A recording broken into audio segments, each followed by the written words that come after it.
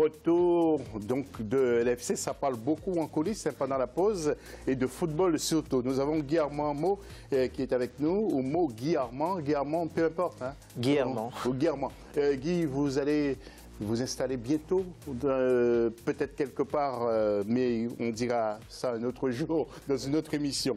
Nous avons toujours avec nous Karim Baldé, Karim journaliste guinéen. Moi je reste ici en tout cas. Oui, jeune journaliste. Et puis Bilal Nedman qui fait son footing avant les émissions. Et ça, c'est pas très cool.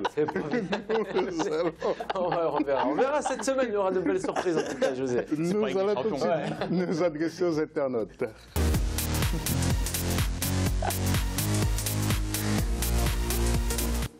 Et justement, eh bien, que pensez-vous de ce tirage au sort de la Coupe du Monde pour les sélections africaines?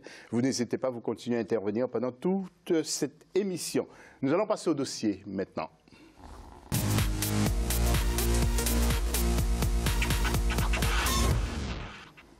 Et souvenez-vous, nous avions fait un focus sur la Tunisie, le Sénégal, le Nigeria et le Maroc. Aujourd'hui, nous allons nous pencher sur les pharaons d'Égypte avec les forces et les faiblesses de l'équipe dirigée par l'Argentin Héctor Cúper. Dossier signé Marcel Farba Maroun. Regardez. L'Égypte prendra part à sa 3e phase finale de Coupe du Monde, près de 30 ans après sa dernière participation. Les pharaons, qui ont régné en maître sur le continent de 2006 à 2010, effectuent un retour en force avec une place de finaliste à la dernière CAN et une brillante qualification au mondial devant le Ghana notamment. Ils pourront compter sur plusieurs éléments de choix dont le virevoltant Mohamed Salah, le gardien de but Essam El Hadari, dont la première sélection remonte à 1996, ainsi que le milieu de terrain des Gunners d'Arsenal, Mohamed El Neni. Si le système de jeu du technicien argentin Héctor Cúper porte ses fruits au niveau des résultats, il est souvent décrié pour sa tendance à attendre l'adversaire afin de procéder en contre. Positionnés 30e au dernier classement FIFA, les Égyptiens se retrouvent dans la poule A, composée de la Russie, pays organisateur, de l'Arabie Saoudite qui jouera sa 5e Coupe du Monde et surtout de l'Uruguay, première nation championne du monde qui a soulevé le trophée à 2 reprises. Alors, mon cher Bilal, l'Égypte, comment voyez-vous cette nation, son évolution? Nous parlerons du tirage au sort tout à l'heure. Justement, son évolution, elle a été quand même assez fulgurante ces dernières années. On ne l'avait pas vu durant les dernières phases finales du mondial. Et pour ma part, l'Égypte, quand même, est une grande nation africaine et aussi au niveau mondial, il faut le reconnaître. Et aujourd'hui, elle revient bien. Héctor Cúper, quand même, a su redresser la barre. On lui a laissé quand même les clés voilà, du véhicule, quoi. Et pour essayer de faire du bon travail, en tout cas, c'est ce qu'il a démontré sur cette phase éliminatoire. Justement, nous allons rentrer dans le débat tout de suite après ça.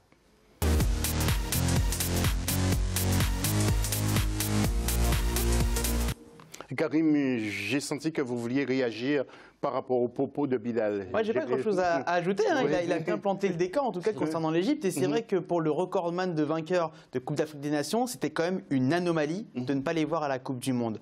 Donc là, au moins, ils ont pu réparer ça, en grande partie grâce à Mohamed Salah. Et puis à d'autres joueurs également, bien sûr. Mais pour revenir sur les forces et les faiblesses de l'Égypte, c'est vrai que c'est une équipe assez... je ne veux pas dire assez restrictive, ce serait un peu réducteur de dire ça, mais voilà, il y a Salah qui peut planter des buts.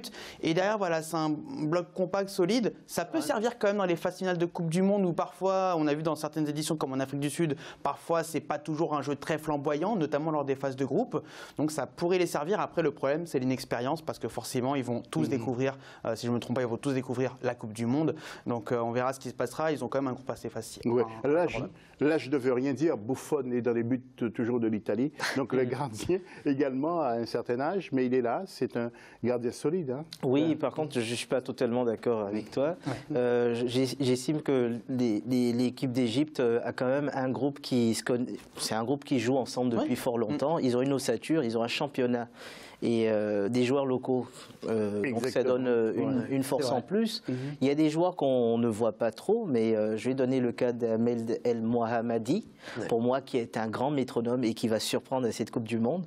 Mohamed Salah, certes, a le vent en poupe en ce moment, mais attention de pas trop avec le grand championnat. Le niveau est très haut en Égypte. Moi, je trouve que le niveau aussi des joueurs comme Aristide Banzé et d'autres s'exilent en Égypte, c'est que le championnat égyptien est quand même assez à ses côtés. Ouais. Donc moi je pense qu'il faut faire attention parce que tout le monde va miser sur un joueur, Mohamed Salah. N'oublions pas qu'ils ont un grand collectif, des joueurs qui se connaissent, qui sont dans des championnats locaux. Et surtout, pour finir, je dirais tout simplement leur défaut, c'est au niveau des défenseurs latéraux. Elle joue très offensif. Au niveau des replacements, tous les buts que l'Égypte prend, elle les prend sur des passes en retrait sur le côté. Donc le côté droit comme le côté gauche, il faudra faire attention aux latéraux qui sont tout le temps partis. Ouais. Voilà, Hector Cooper nous regarde et comprend le français, mais il saura veut parler, il va réparer tout ça, j'espère. Alors messieurs, quelques infos aussi à tableau avec l'histoire de l'Égypte sur le plan continental et sur le plan international. 2 Coupes du Monde pour l'instant, 1934 et 1990, éliminés au premier tour. Et puis pour la CAN, 22 participations et 7 victoires. Bilal, quel record! Oui, quand même. 7 victoires, ça fait beaucoup. Il ne faut pas négliger quand même la continuité, la constance, quoi, footballistique parlant, de cette nation qui est l'Égypte. Et vraiment, au niveau... moi je dis que ça serait un renouveau à conquérir. C'est vrai qu'après, il ne faut pas griller les cartouches avec des joueurs tels que les Mohamed Salah, parce que bon, avec Liverpool, on essaye de trop tirer, je trouve, sur le joueur, et ça, il ne faut pas manquer le coche pour Hector Cooper avec les matchs et le groupe aussi à venir et sa rencontre sur la phase finale. Karim. Et c'est vrai, et je rejoins un peu ce que disait Guy tout à l'heure, c'est vrai que le championnat égyptien s'est bien restructuré aussi parce qu'ils ont connu des temps difficiles. Il y a eu la révolution égyptienne, quand même, il ne faut pas l'oublier. Il y a eu toute une période creuse pour le football égyptien où on ne voyait même plus les pharaons à la Coupe d'Afrique des Nations.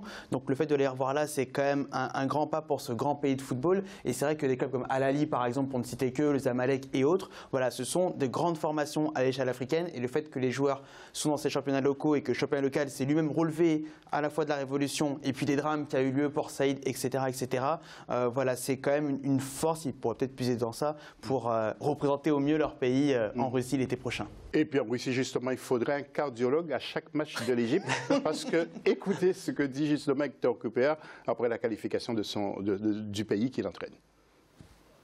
Je prends des médicaments contre l'hypertension en raison d'un stress causé par des critiques permanentes. La vie est pleine de stress, mais ce défi-là, atteindre le mondial, est le plus relevé auquel j'ai fait face. Oui, alors regardez une image, regardez l'ambiance. Nous allons commenter ensemble l'ambiance qui règne justement du côté de l'Égypte. C'est magnifique. C'est impressionnant. C'est impressionnant et on est en Afrique. Hein. On n'est pas à Liverpool, on n'est pas à Chelsea, on est en Afrique. Il y a des grands supporters, il y a des copes qui sont impressionnants en Afrique. Oui. Non, mais bon, des comme ça, j'en ai vu peu. Et nous, on se bat pour les infrastructures sportives. Hein. On se bat pour que l'Afrique soit au devant. Et là, c'est une belle image pour les autres présidents de fédération. C'est dommage qu'il n'y a pas de stabilité politique. C'est le seul dommage sans rentrer dans des On pourrait dire aujourd'hui que, je dis toujours que il y a une politique du sport, la politique et le sport, le sport est la chose qui permet de faire oublier les malheurs, en fait. Tout le monde adore le football. On a des femmes, moi je prends l'exemple de ma mère, devant un match de foot, qui veut me déchirer la chemise. On a une population en Afrique qui aime le football. Alors, il faudrait pouvoir donner ce qu'il faut. Il faudrait que les fédérations soient mieux organisées. Il faudrait qu'elles soient ambitieuses. Il faudrait pouvoir être à l'échelle mondiale. Que l'Afrique ne reste pas toujours en arrière. Et l'Égypte, là, nous donne un exemple avec des COP, avec des grands stades, avec un public en ferveur. C'est pour ça qu'on aime le football. Et sans vouloir faire du hors-sujet, vous pensez que c'est la même chose aussi en Tunisie par rapport à l'intérêt pour le football.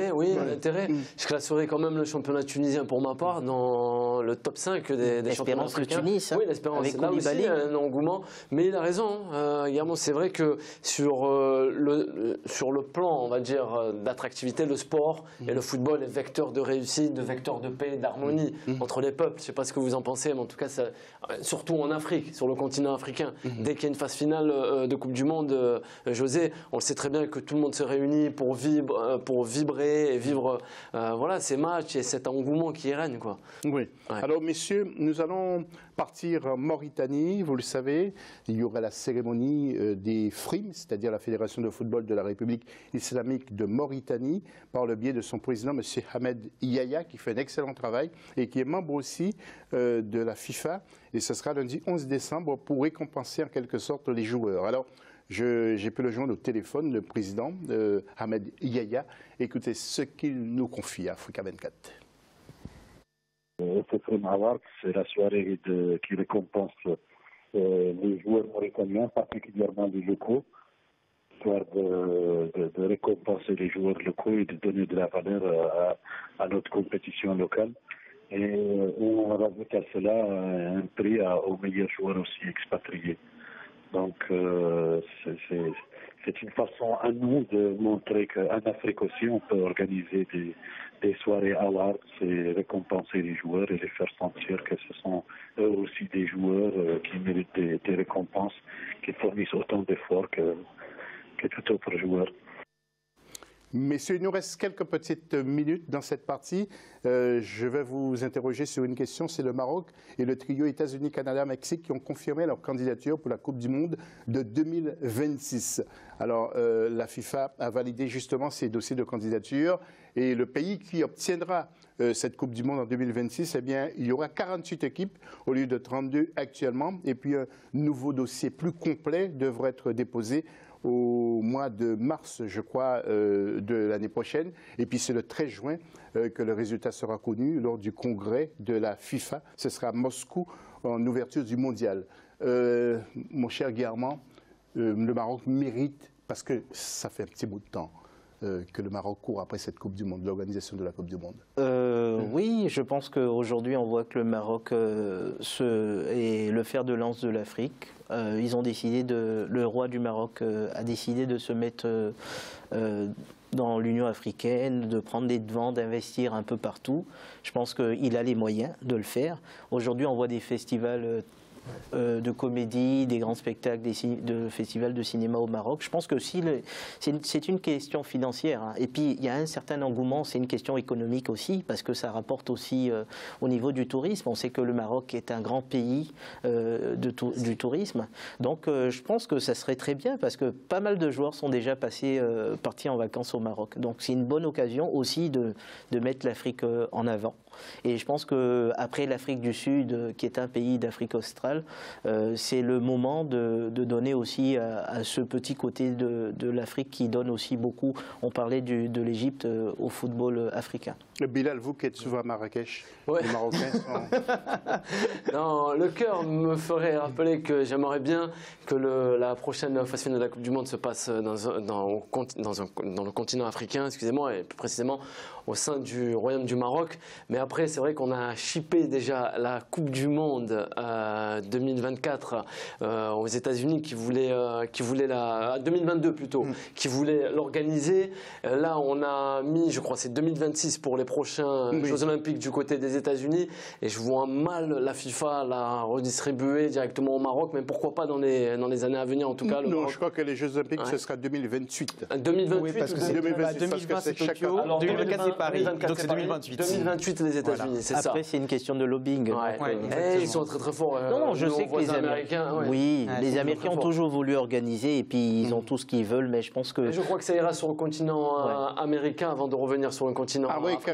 Parce que c'est un trio en plus, hein. États-Unis, Canada et Mexique. Ouais, après, c'est vrai que vu le nombre d'équipes qu'il y aura à la Coupe du Monde, ça va être à 46 et pourquoi pas 70, 54, mais peu importe, blague à part, ça pour dire qu'effectivement, il faudra des alliances de pays. Alors, est-ce que le Maroc seul peut organiser la Coupe du Monde à 46? Ça peut être un point négatif alors. Ça peut être un point négatif puisque ils ont des stades, mais c'est vrai qu'après il faudra avoir déjà même la première. Vu le nombre d'équipes et vu les infrastructures, on a même encore aujourd'hui du mal à réaliser. Déjà à 32, ça demande énormément d'infrastructures. Alors à 46, si je ne me trompe pas, on verra combien de stades va falloir pour organiser cette Coupe du Monde. Et le Canada n'a pas encore eu grand-chose au niveau d'organisation, donc ça serait non, seulement la Coupe du Monde féminine en 2015, si je ne me trompe pas. Bonne mémoire. Hein. Carrément. C'est un peu mon pays, le Canada aussi. C'était pas parce que c'était des femmes. Pour vrai. C'est pour vrai, ça c'est sûr. Voilà, bien, mission on attend patiemment et je souhaite que le Maroc l'obtienne, mais bon, ça va être très difficile que d'après vos analyses. Peut-être qu'ils nous écouteront, qui sait. Donc, en tout cas, le roi, vous l'avez dit, il se bat. Oui, il a les moyens de le faire. Il y a des infrastructures qui sont palpables là-bas. Je pense que Évidemment, il ne pourrait pas rivaliser contre 3 pays, mais sait-on jamais? Pourquoi pas? Pourquoi pas?